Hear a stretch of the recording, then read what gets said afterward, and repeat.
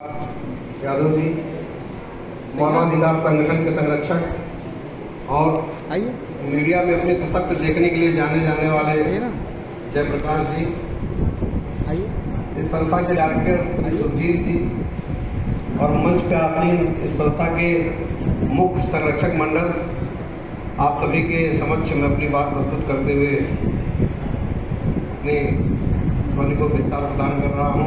इस शाखों से टूट जाए वो पत्ते नहीं हैं, हम आधियों से कह दो औकात में रहे।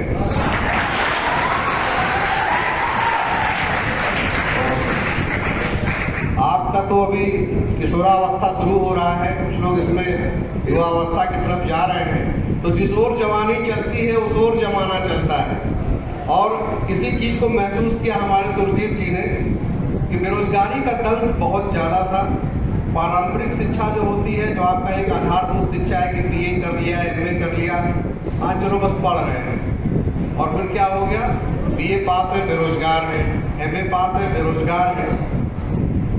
हमारी सारी अपेक्षाएं किस पे टिकी हैं? हमारी सारी अपेक्षाएं हमारी सरकारों पे टिकी हैं कि अगर सरकारी नौकरी मिला तो रोजगार है, और अगर सरकारी नौकरी नहीं मिला तो बेरोजगार है। इसी चीज को तोड़ने का काम किया सुरजीत जी ने तकनीकी शिक्षा ला करके। क्यों? क्योंकि बढ़ गई थी पीर पर्वत से पिघलनी चाहिए, अब इस हिमालय से एक नई गंगा निकलनी चाहिए, और बेरोजगारी का रोना बहुत रो चुके, तकनीकी शिक्षा से जीवन को बदलनी चाहिए।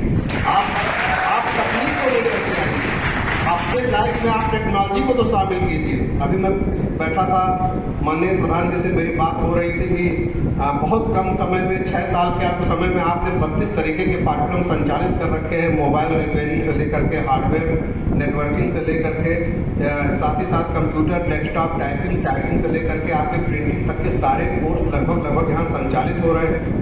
तो निश्चित तौर पे इन सब चीज़ों को सीख करके आप अपने जीवन में हुनर का विकास कर सकते हैं। और याद रखिए, हुनर कभी सड़कों पे तमाशा नहीं करता है, महलों में राज करता है। अगर आप में हुनर है तो एक ना एक दिन आप अपने विकास की परिभाषा लिख ले जाएंगे, लेकिन तब जब तकनीक आपके हाथ में होगी, सुई से लेकर के हवाई जहाज तक, तो सब कुछ तकनीक पे डिपेंड है। मोबाइल आप रातों दिन चला रहे हैं, पता चलता आज पहले लोगों ने शुरू किया था नोकिया 3310, आप लोगों को याद होगा, बिल्कुल इस सेट की आती थी, बिल्कुल हैवी, इसको भोजपुरी में लोहा बोला जाता था। धीरे धीरे माहौल बदला, 3310 से हम लोग आ गए स्मार्टफोन तक, स्मार्टफोन से एंड्रॉइड फोन तक आ गए, अब एंड्रॉइड फोन से आईफोन तक आ गए। सब कुछ क्या है? तकनीक का कमाल है। और तकनीक तभी सही होगा जब हम आप तकनीकी क्षेत्र में अपना ज्ञानवर्धन कर लेंगे, तो विश्वास मानिए मैं कहता हूँ कोई बेरोजगार नहीं होगा। मैं लखनऊ में प्रॉपर्टी का भी मेरा काम है, रियल एस्टेट का मेरा काम है। माननीय प्रधान जी, मैं आपको बताऊं कि मुझे खोजना पड़ता है कि कोई फिटिंग का मिस्त्री मिले जो फिटिंग कर ले, कोई वायरिंग का मिस्त्री मिले जो वायरिंग कर ले। इतनी डिमांड है तकनीकी की, इतनी डिमांड है कि वहाँ पे खोजने पे भी लोग नहीं मिलते हैं। टाइपिंग करवाने के लिए आप ये कचहरी पे चले जाइए। मैं ये नहीं कहता कि आप सरकारी नौकरी के लिए प्रयास मत कीजिए, बिल्कुल प्रयास कीजिए, लेकिन साथ ही साथ तकनीक बंद भी रहिए, अपना आय अर्जित करते रहिए, आगे का ध्येय निश्चित रखिए। अगर आपको कलेक्टर बनना है, आईएएस बनना है, पीसीएस बनना है, तो कोई रोक नहीं सकता, बशर्ते आप अपना एक साइड प्लेटफॉर्म बना के चलिए, कोई ना कोई हुनर अपने हाथ में रखिए। कहीं विफलता हो गई तो आपको डिप्रेशन या अवसाद की स्थिति तकनीकी शिक्षा आने नहीं देगी। अगर आप कलेक्टर नहीं बन पाए, सरकारी नौकरी में नहीं हो पाए, तो ये तकनीक ही आपके जीविकोपार्जन का सहारा बनेगा। और ऐसे के लिए तो मैं बहुत बहुत धन्यवाद ज्ञापित करता हूँ सुरजीत जी को कि इस पिछड़े क्षेत्र में, इस निहायत की जो आकांक्षा जनपद है भारत सरकार का, जिसको हर चीज़ की रिक्वायरमेंट है कि यहाँ पे इस चीज़ की पूर्ति की जानी है, सबसे पिछड़े जिलों में शुमार है, वहाँ के पिछड़े विकासखंड में आकर के आपने और ओम प्रकाश जी ने जिस तरीके से विकास को गति दिया है, मैं आप दोनों को धन्यवाद ज्ञापित करता हूँ। जोरदार तालियों में ऐसे लोगों का धन्यवाद कीजिए। और आप नौजवानों को आमंत्रित करता हूं कि तकनीक और हुनर का सहारा लेकर के अपनी लाइफ में विकास का एक इतिहास लिख दीजिए। निश्चित तौर पे आप अपना भी नाम रोशन करेंगे, अपने परिवार का भी नाम रोशन करेंगे, अपने समाज और अपने क्षेत्र का भी नाम रोशन करेंगे।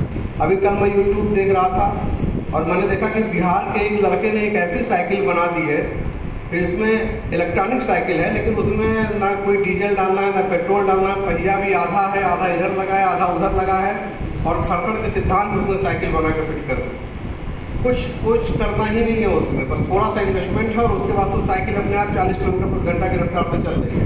तो क्या है कि तकनीकी क्षेत्र में अपने दिमाग को आजमाएंगे तो निश्चित तौर पर इतिहास बदलेगा। आप ये सोचें कि हमने नाम लिखा लिया, हमारे पास सिर्फ कंप्यूटर की डिग्री हो जाए, हमने नाम लिखा लिया हम एमए हो जाए, हमने नाम लिखा लिया और हम पीएचडी कर लें इसी तरीके से, तो लवैध तरीके से पढ़ोगे ना तो जीवन में कभी सफलता नहीं मिलेगी। इलाहाबाद, दिल्ली, लखनऊ, बनारस, कलकत्ता, इन सब जगहों पे जो तैयारी कर रहे हैं, जो कंपटीशन की तैयारी कर रहे हैं, वो आपको हौक के रख देंगे, कहीं जगह नहीं मिलेगी गवर्नमेंट जॉब के लिए। ऐसा नहीं कि छोटे शहरों से लोग सिलेक्शन नहीं बीट करते हैं। आप किसी सिद्धार्थनगर से एक लड़का इनकम टैक्स इंस्पेक्टर हुआ, कभी जीवन में उसने लखनऊ इलाहाबाद का चेहरा तक नहीं देखा होगा। सिर्फ क्यों? यूट्यूब से कोचिंग किया, बहुत ज़्यादा हुआ तो गोरखपुर जा करके शैक्षणिक किताबें और तैयारी की किताबें ले आया। क्यों? क्योंकि लगन थी उसमें, मेहनत करने की लगन थी। उसने ठान लिया था कि मुझे कुछ कर गुजरना है।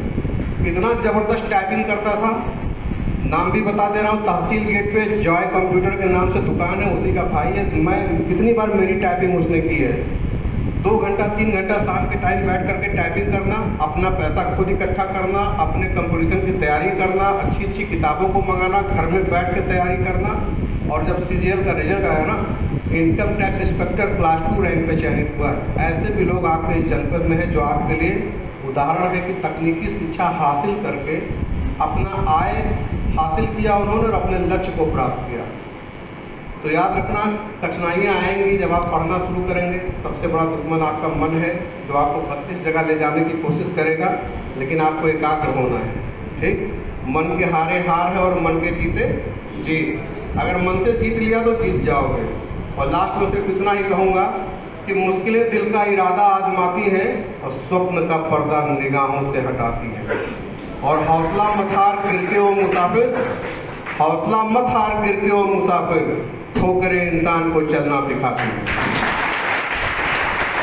अंतिम आखिरी वचन में, मेहनत बगैर जीना मुश्किल है इस जहां में, और मेहनत से ये बना है बैठे हो जिस मकान में। बहुत बहुत धन्यवाद, बहुत बहुत आशीर्वाद।